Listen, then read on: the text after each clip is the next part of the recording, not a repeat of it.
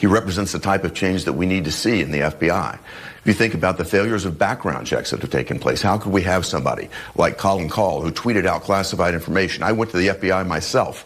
They ignored me. Basically, he was confirmed on a party line vote in the U.S. Senate with Kamala Harris, breaking the tie to put this person that should not even have a security clearance in the third most powerful position at DOD. Yeah, this axe, so-called axe he has to grind is really Donald Trump's axe, and he seems quite willing to wield it in whatever direction.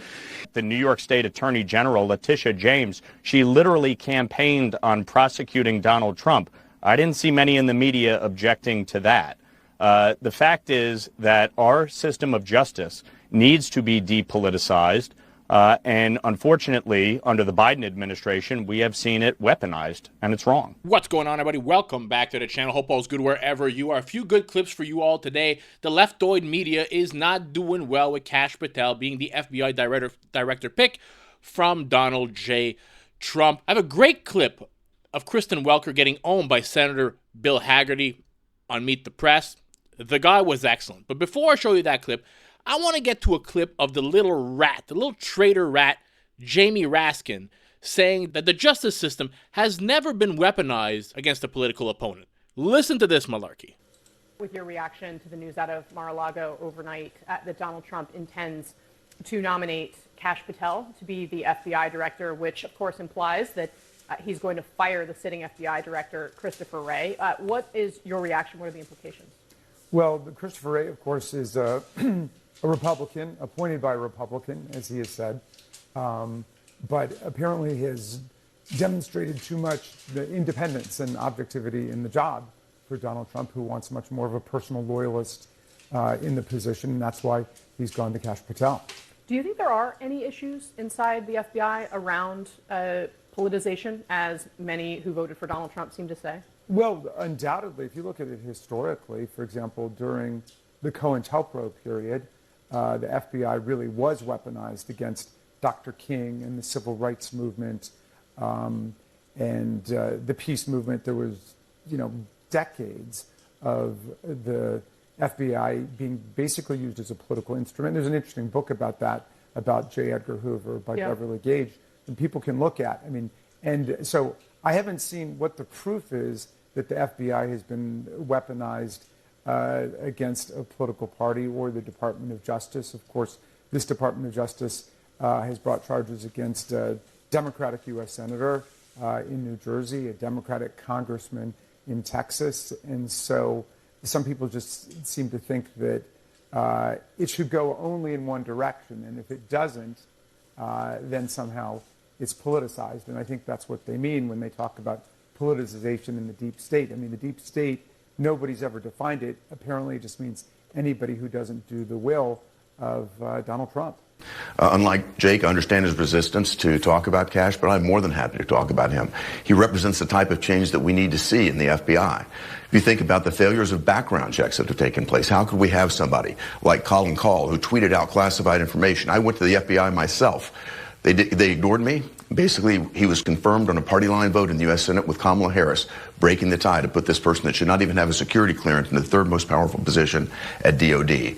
You've got Rob Malley. I don't know how he cleared an FBI check. He's now under investigation. His ties to the Iranian influence regime that worked with him and for him. Ariane Talatabi, who is still at the DOD, should never clear an FBI background check. This entire agency needs to be cleaned out. It's not doing its job. And if you look at what happened, the politicization that took place back in 2016, when senior leaders of the FBI collaborated and conspired to try to keep President Trump out of office. And then when he came into office, they put together this fake Russiagate investigation that hindered the Trump administration at the first several years. Look at 2020. Look at what happened there with the fake Hunter Biden story that the FBI leadership worked together with big tech to censor the Hunter Biden laptop that allowed President Biden to basically fool the American public and come into office. There are serious problems at the FBI. The American public knows it. They expect to see sweeping change, and Kash Patel is just the type of person to do it. Okay, so I hear you saying you are a yes, and yet a lot of folks have raised questions about whether Patel is qualified. President-elect Trump floated the idea of Patel is his deputy FBI director at the end of his first term. His attorney general at the time, Bill Barr, rejected the idea, later writing this in his memoir, quote, Patel had virtually no experience that would qualify him to serve at the highest level of the world's preeminent law enforcement agency. Senator, how seriously do you take Barr's warnings? Listen, I think you should have the Biden administration look at itself. What is the qualification of Tony Blinken to become Secretary of State? Well, he organized 51 so-called intelligence experts to put together a fake letter saying that the Hunter Biden laptop was Russian disinformation. That must have qualified him to be Secretary of State. President Trump is entitled to name his appointees. That is exactly what he's doing, and I'm going to support this appointment.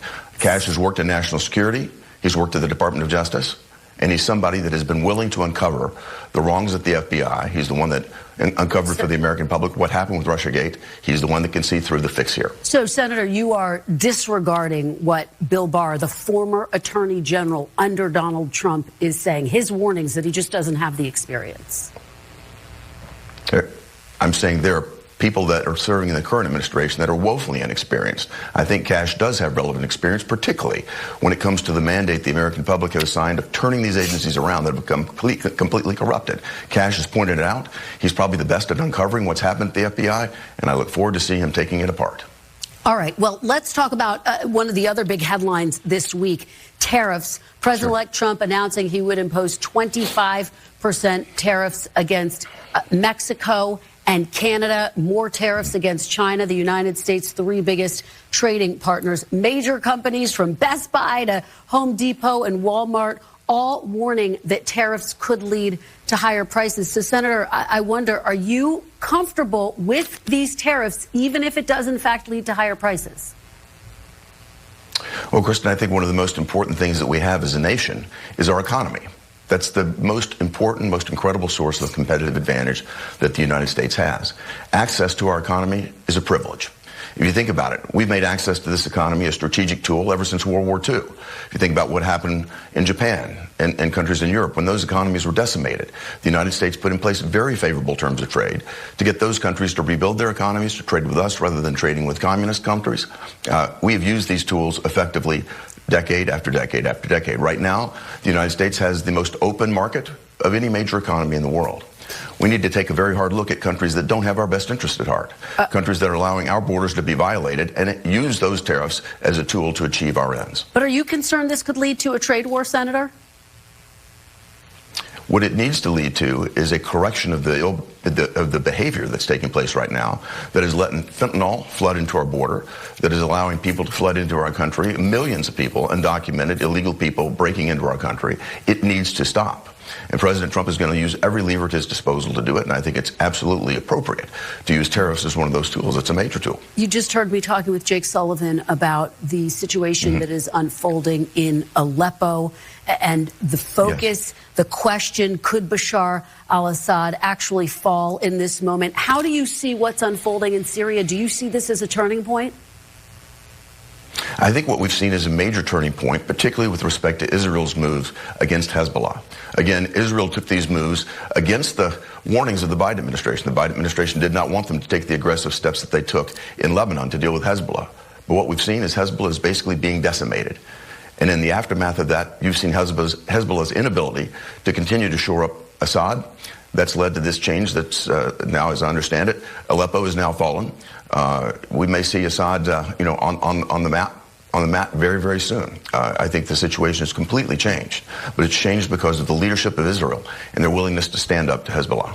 Let me ask it this way. President-elect Trump's pick for Director of National Intelligence, Tulsi Gabbard, had two secret meetings with Bashar al-Assad. In light of these latest developments in Syria, Senator, do those meetings concern you at all, and do you plan to vote to confirm her? I'm not familiar with the meetings that she's had, and I certainly don't have to agree with every point of every one of President Trump's nominees. But I am here to support them, and I'm here to support the type of dramatic change that's underway. I think what Tulsi represents is a broad tent that President Trump has put in place, bringing together Democrats, bringing together people with different voices, What he's doing is he's reaching out and broadening the party and broadening our reach. He's bringing Tulsi into his cabinet to achieve a specific purpose, and I look forward to supporting that. Well, but Senator, you're saying you're not familiar with those meetings because they were secret meetings. Do you have questions about those meetings that you want answered before you vote yes? My only understanding about the meetings is they took place sometime in the past. But do they concern you, Senator? Do they concern you at all? I can be concerned about it. I can understand it. I may even disagree with it. But it doesn't mean that I have to vote against or for a given candidate. But I plan to support President Trump's candidates because the American public needs to see dramatic change. And she's the type of candidate that will do that. All right. Senator Hagerty, thank you so much for being here. We really appreciate it. It's good to be with you this morning. Great to have you this morning. Absolutely terrific. Every time I see Kristen Welker now on Meet the Press, on YouTube, if I happen to watch CNN and I see her on there, she is always taking a big fat L. Literally taking L's daily on this show. Every time a Republican's on there, she seems to get schooled and get the worst of the exchange. Keep in mind when you watch these people, these CNN people, these MSNBC people, they're upset because they were part of the campaign. They are not unbiased media. They were part of the Democratic machine. And now heads are rolling, their views are down, there's going to be cuts, some of them are going to get fired.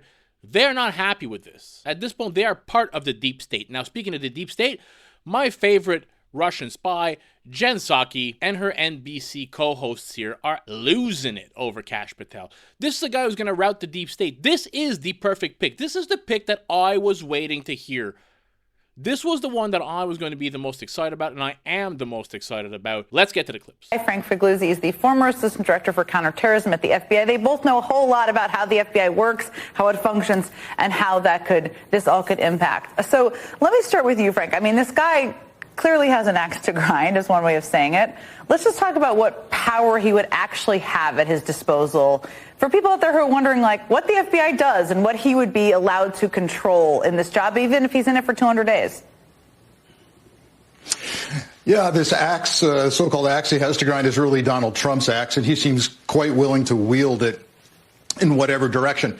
He has said, we can take his word for it because he's said it. He said on day one he intends to empty out the 7,000 employees at FBI headquarters. Now, that makes for a great soundbite, but it's ignorant of the role that headquarters analysts and supervisors play in the 30,000-foot level view of the world. You can't just empty out headquarters, put everybody in the field, and tell them to work homicides, which is what he has said. By the way, you lose your global intelligence capacity to see what's going on in transnational crime, espionage, cyber crime across the world, and on and on and on. And then the firing, alleged firing that he intends to do of, say, a top 100 people, one phrase I heard in the Bureau. Well, we still have laws. We still have personnel protections. Now, I know that Donald Trump claims he's going to do away with civil service protections. That's going to result in a huge battle in the courts. So it remains to be seen. But I'll tell you this. If he does want to empty out headquarters and send people to the field and lose that global capacity and view, we're talking about making America less safe, not more safe. If you aren't plugged in to the global capacity of the FBI, you're going to have people working crimes that aren't federal jurisdiction. And then let's say this. All the U.S. attorneys in all the districts across the country are going to be replaced by Donald Trump. If he now somehow interferes with FBI field office operations and management, you're looking at a total hijacking of the federal law enforcement system. That could concern everybody. And as they're pursuing Trump's enemies, what are they not doing? Are they not working that violent gang? Are they not working the corrupt Republican mayor, congressman, and governor in your city, state, county? That's a problem. All of that, I think, is so important for people to understand. There's a huge local community impact of a lot of these choices, especially this one.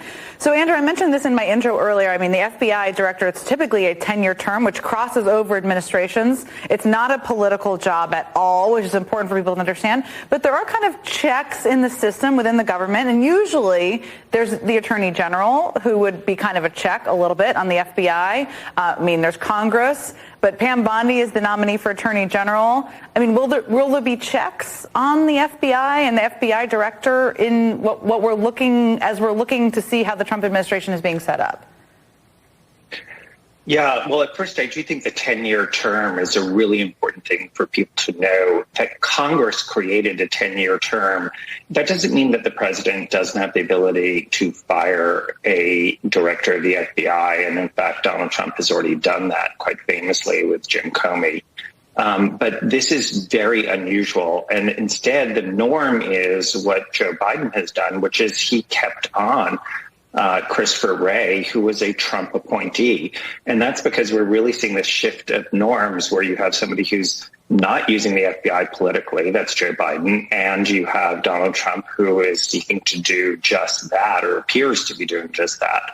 In terms of checks, Jen, yes, the FBI director reports to the Deputy Attorney General and to the Attorney General of the United States. Of course, those people also report to the president. And so, you're counting on norms to sort of rein in the FBI director, because the president can actually tell the FBI director what to do. Traditionally, that has not been the case when it comes to who to prosecute and who not to prosecute.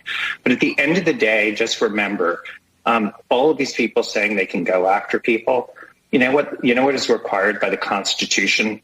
Probable cause and proof and facts that support the violation of the law. So this is what separates us so far from other countries that don't have a constitution. So that really is the ultimate check, is going to be juries and judges, and the requirement that you have facts and that you prove a criminal violation before you take any sort of criminal action.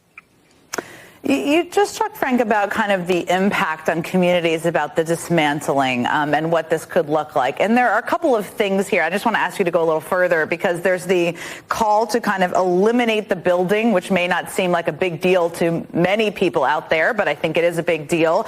There's this kind of effort to go after the deep state. That is something that he's talked about a fair amount. What are the things? I mean, how quickly could this happen? And as people are sitting at home thinking, I don't know if this impacts me, you talked about this a little bit in terms of, law enforcement and local communities. What should people really understand?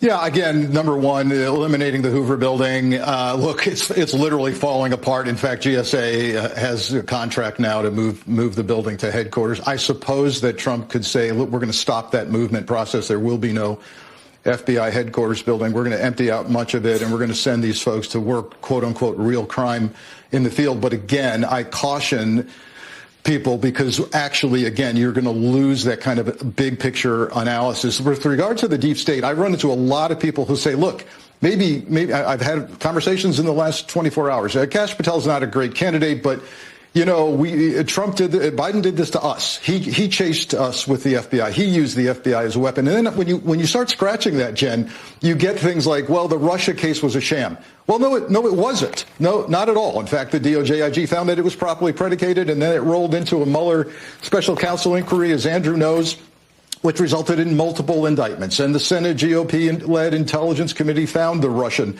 interference was there. So the whole premise is flawed. It's a house of cards. Before I play the last clip here for you guys, if you don't mind, smashing that thumbs up button for your boy really goes a long way into helping me out. And if this is not your first time here, as I like to say, and you're not yet subscribed, hopefully this will be the video in which I can earn your subscription. Let's get back to it. But I do want to start with the news out of Mar-a-Lago overnight, and that was Donald Trump's announcement that he intends to nominate Kash Patel to be his FBI director. Do you have any reservations about Kash Patel serving in that role? No.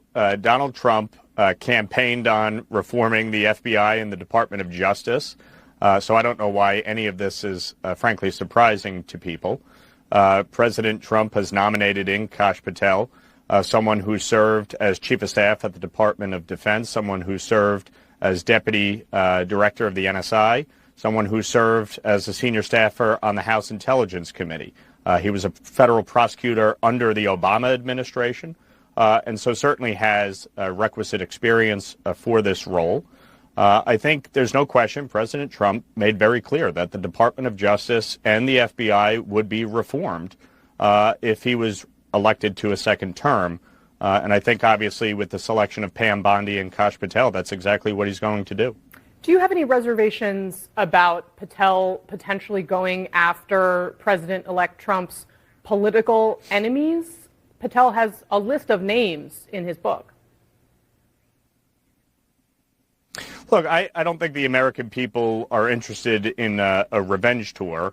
But obviously, if people did wrong in their official capacities, then that's something they should be concerned about. But if they didn't do anything wrong, if they upheld the law, then there shouldn't be a problem. The objective here, obviously, is to reform the Department of Justice and the FBI and get it back to its mission of going after criminals. You know, growing up in New York, the FBI in the aftermath of 9/11 was focused on going after terrorism. And obviously in recent years, we've seen the FBI and the Department of Justice weaponized in a way that it has become completely political. That's not good for the American people. It's not good for our system of justice. The lack of confidence that Americans have in the Department of Justice and the FBI is terrible. And so obviously we want a system that is reformed, that works for the American people, and that prosecutes criminals. And that should be the objective and the goal of every American. And obviously that's what my hope is as the Department of Justice moves forward under Pam Bondi and the FBI under Kash Patel. If the goal is partisan neutrality, is Patel not a partisan? And it's also maybe worth noting, I mean, Christopher Wray was appointed by then President Donald Trump. Right, and Christopher Wray's FBI then went and investigated Donald Trump. These charges have since been dropped by the special prosecutor. But again, Casey, these issues have been litigated in this election that we just had. Donald Trump talked about this for 2 years, so I don't know why anybody is surprised. The American people voted for Donald Trump overwhelmingly, despite him campaigning on these issues. So, look, I'm not concerned about partisanship here. I think we've seen a DOJ and an FBI that have been weaponized. You look at the New York State Attorney General, Letitia James. She literally campaigned on prosecuting Donald Trump. I didn't see many in the media objecting to that. The fact is that our system of justice needs to be depoliticized. And unfortunately, under the Biden administration, we have seen it weaponized, and it's wrong. Also talk about what else we saw out of Mar-a-Lago over the weekend. Elon Musk was given a table at Thanksgiving, literally. He was there. They were sharing a meal. There was dancing. It involved the YMCA, etc. And of course, there we go. There they are. And now he's going to be coming up to the Hill. Mike Johnson tweeted that he's looking forward to hosting Elon Musk and Vivek Ramaswamy next week on the Hill to look at reforms. Kate, what's the implication of having a billionaire like Elon Musk being in this kind of role? I mean, certainly, I know that there are some members of Congress who are going to get their backs up at the idea that Elon Musk is going to do stuff they feel like is in their purview. But that said, they might not have a lot of power to do anything about it. Yeah, I mean, look, I think there's certainly appeal in having somebody who is a Washington outsider come in to take on this role. And you can see the messaging value of that. You can see he's somebody who has spent his time in the private sector, you know, being innovative, being a disruptor. And you can see why Trump would embrace that in this kind of role.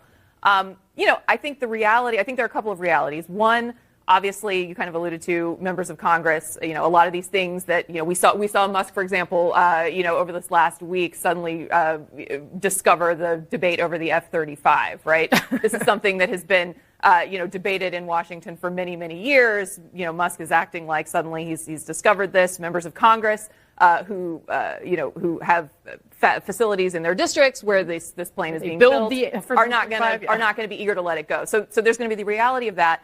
And then the other piece of this is, you know, Elon Musk is somebody who has quite a bit of business before the federal government. And so there will need to be, I think, a close eye paid to whether some of these changes that he's making that are supposedly in the name of efficiency are actually benefiting him. And again, I think that will be a messaging lane for him. It's not benefiting him. Like, he is the picture of the American dream, and we also need the best and the brightest in our country to help us get back on the right track. And when I look at it, you know, the American people also don't elect bureaucrats, and bureaucrats run a lot of D.C. So it's good to have people like Elon the best and the brightest with excellence who will show the American people where their money's going. We've never had that before. And cut back on the regulations, streamline the government, make the government work more like a business. I don't think Elon needs the money, first off. And I think it's preposterous to suggest he's trying to do this for money. Secondly, the money that he can access as the federal government for the things that he does is actually outside of I'll make a prediction it costs him money. But I think secondarily that the American public elected him. Like they knew Elon was going to be involved. This was part of the package, and it was so they deliberately chose it. I will say again, yes, the American people did make a choice, but we all sat at these tables before the election, and the choice was to bring down the cost of eggs, and many people said it was because of the border. When on January 20th, when Donald Trump has to start governing, I think the American people will have more questions about the people he's surrounding them and how they are benefiting before their pocketbook starts benefiting. And hard to believe with everything that's happened. It's been less than a month since the election. Seems like every day something awesome is happening for our side, and it's about time. We are so back. These picks are excellent. The fact that the left are so triggered by all of them, it tells you that these were the right people to put in these positions. This is why they're scared. This is why they're all having meltdowns. It is going to be a great 4 years. Mark my words. Hope you enjoyed the video. If you did, smash that thumbs up button for your boy. Consider subscribing to the channel. Help it grow. Catch you all in the next one. Peace out, everybody.